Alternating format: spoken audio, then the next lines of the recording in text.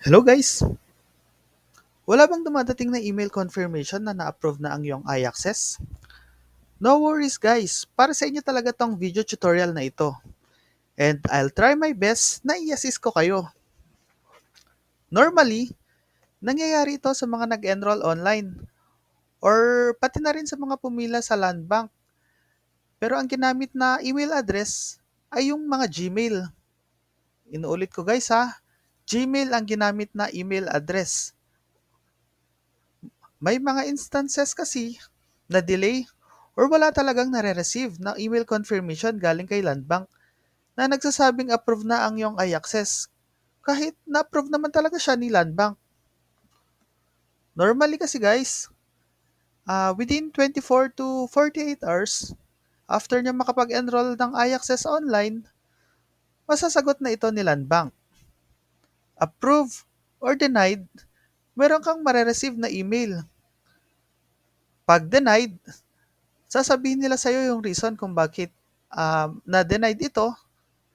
Malamang meron kang maling na-input, maling information, o di kaya naman meron kang hindi na-input, kagaya ng TIN, o di kaya pangalan ng asawa mo, hindi mo nailagay. Ito kasi guys yung mga hindi mandatory field.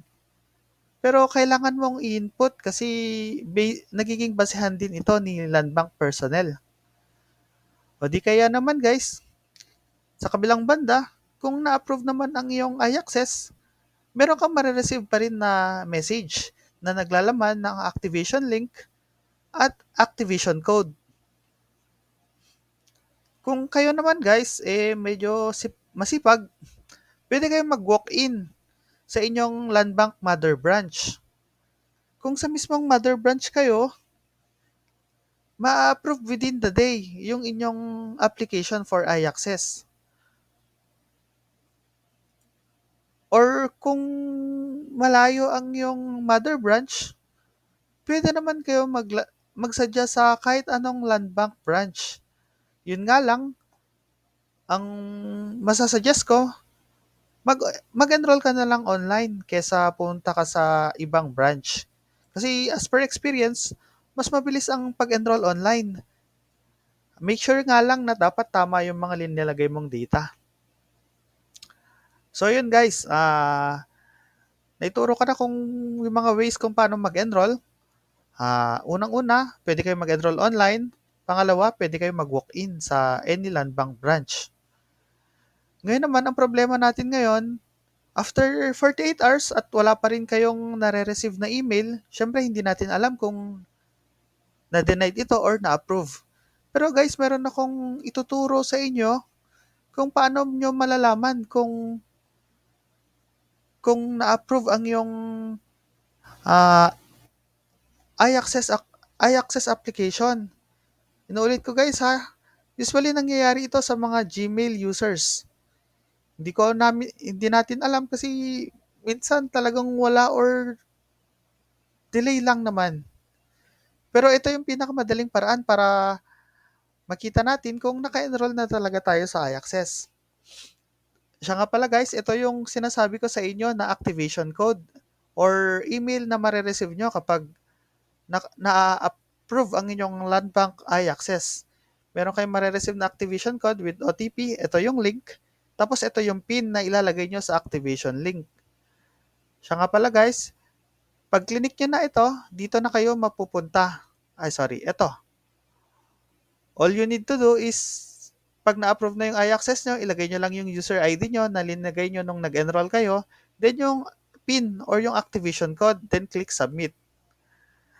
Ang problema natin kung wala kayong na-receive. Kung wala kayong na-receive, pumunta kayo dito sa link na ito sa lbpiaccess.com/register/activate.html or tingnan nyo na lang guys. O di kaya ilalagay ko ito sa description box dito sa YouTube channel ko. So guys ha, kung wala kayong na-receive, punta lang kayo dito sa link na ito. No worries, ito ay legit na website ni Land Bank iAccess.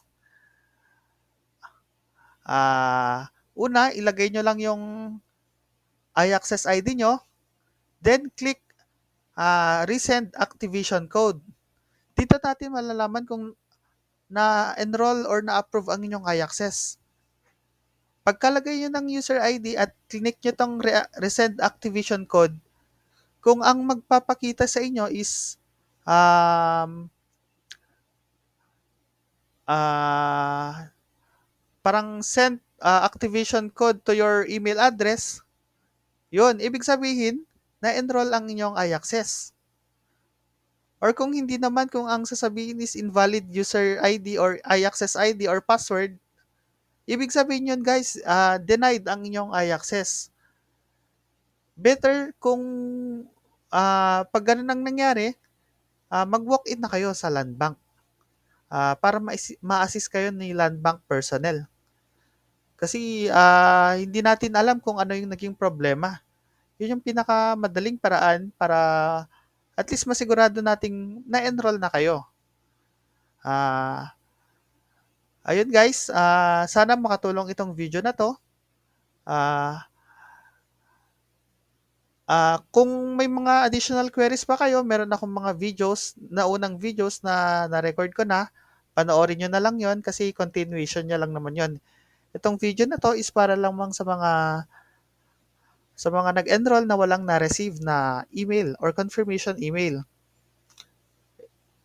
Ah, dito natin malalaman nyo dito kung naka-enroll na kayo at kung nakapag-enroll na kayo at may pumasok na activation code, check nyo lang ulit yung email nyo, meron na kayong ma-receive.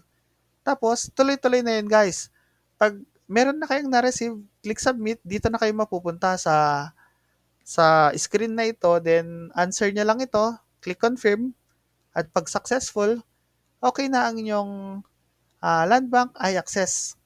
Pwede na kayo mag-login sa lbpiaccess.com o di kaya i-download nyo yung mobile app ni Land Bank at pwede na kayo mag-login doon.